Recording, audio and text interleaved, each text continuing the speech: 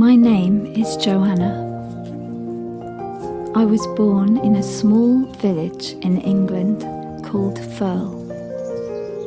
I grew up a feral child in a very different time, one where we played outside into the dark, one where I could cycle through black winter nights down unlit, winding country paths with scarce scattered houses up to my friends' houses half a mile away.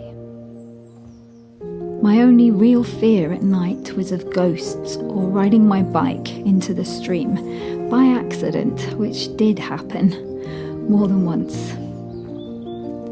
I sang out loud to ward off the supernatural fears while cycling home, somehow believing the power and volume of my voice acted like an energetic shield where nothing could touch me. In the daytime, I had a much more tangible, real fear, one that stalked the daylight, and that was of other people. I was not a popular child and probably seen as a little eccentric. I would talk to myself all the way on the 2-mile walk home from school, making up stories and singing to keep myself company. My mum, who worked in the fields, in a very well-meaning way asked me to stop chatting and singing to myself on the way home, as others working in the fields heard me and thought there was maybe something not quite right with me. But I paid no attention. That was their problem if they didn't understand. I was not talking to myself at all. I was talking to a presence, a beautiful, loving, and kind presence who cared, who walked with me, who listened, who seemed amused at my little jokes. I was also talking to the trees, to the insects, the plants, the flowers, the water, the birds, and the rabbits. Had no one asked them how they were doing today? So that was their issue if they wished to ignore the life so evidently around them. My childhood was rough, but that's a story for another time. Needless to say, I have some scars, both physically and mentally, to show it. But I found solace in painting, in singing, but most of all in the nature around me.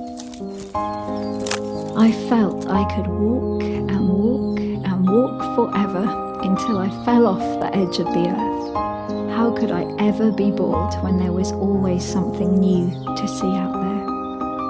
Another little creature, a fox cub showing up when I sat silent in the woods, the hares at late summer hiding in the fallow fields, a new wood pigeon nest being built, stopping on the way to school and running to the farmer after discovering a calf being born, new violets springing up by the woodland streams, the excitement when the sycamore seeds dried enough to throw them through the air and watch them helicopter down.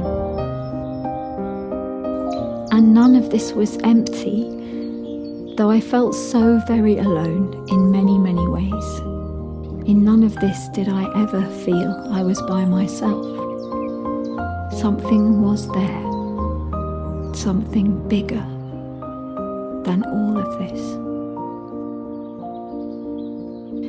My scars pushed me towards a desperate need to be accepted by the tribe so they would not hurt me anymore.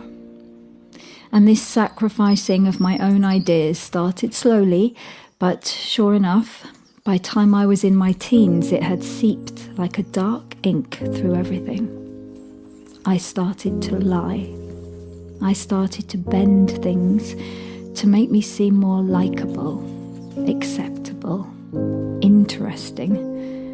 I lied to protect myself from harm.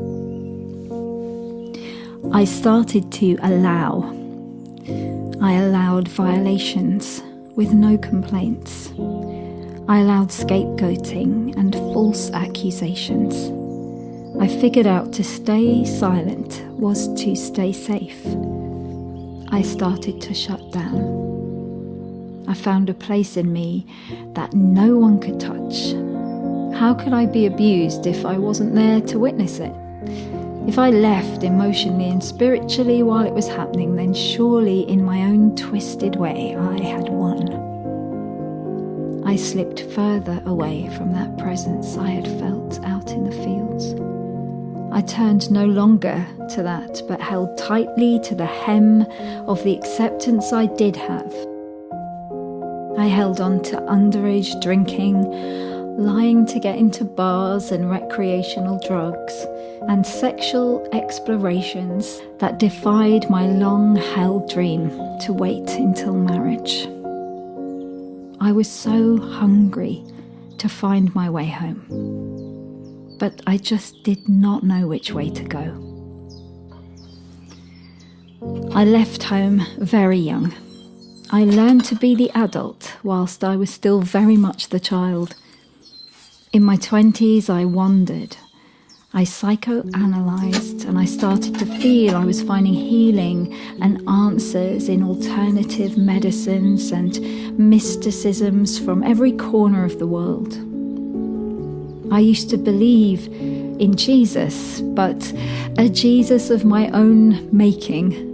I fit his story to fit my idea of history, that following the Bible was for the weak, for the unawakened, a crutch for the sheep that needed telling what to do. I, on the other hand, was way beyond that. I pitied those that prayed, or sometimes I even feared them.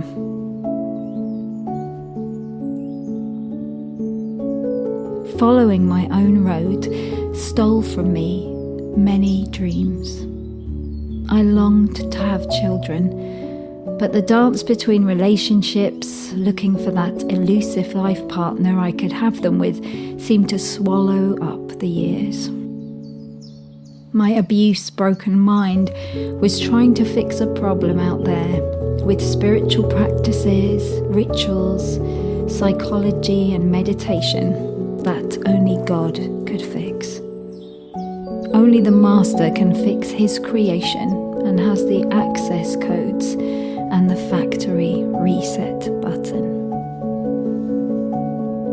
Decades of wandering in valleys of hunger between New Age, non-duality, energy healing, shadow work, shamanism, yoga, avatars, angels, ascended beings of light, star seeds, whilst being immersed in the music industry as a recording artist struggling for acceptance, for success in a landscape of hungry dogs fighting each other for a bite of a bear and a foodless bone.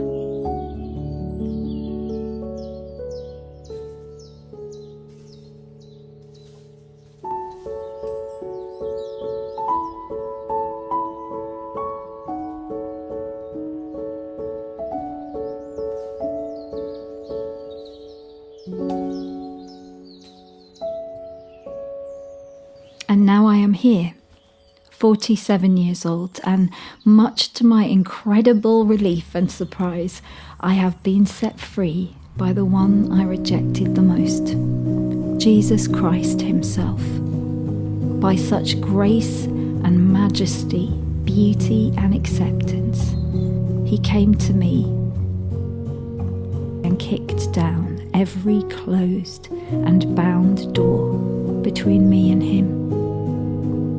He broke the hard clay mould of hurt and defence off my heart. He humbled my spirit. He brought me to my knees.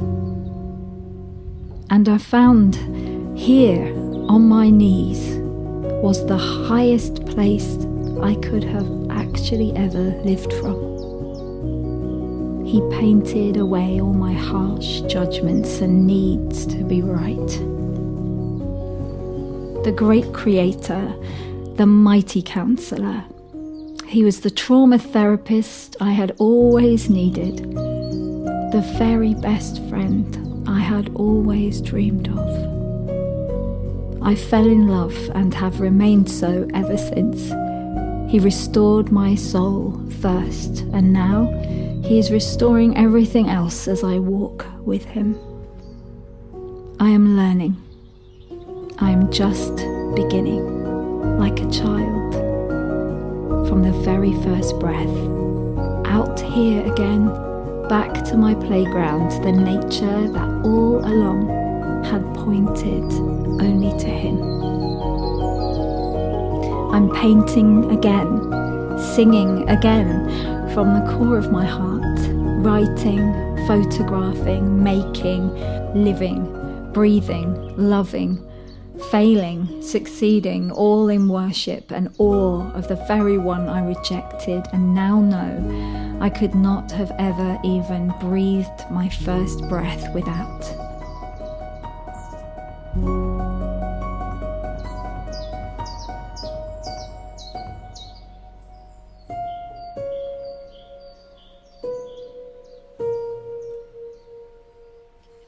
So, I welcome you to my channel.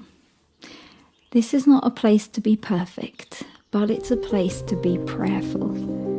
And I would like to share my walk with you, my small thread in the tapestry of this enormous life with you, in the hope you might enjoy the company of one who endured by learning to walk with the mighty one himself, who is finding peace in the midst of chaos and exploring the path he set out before us in this quiet light.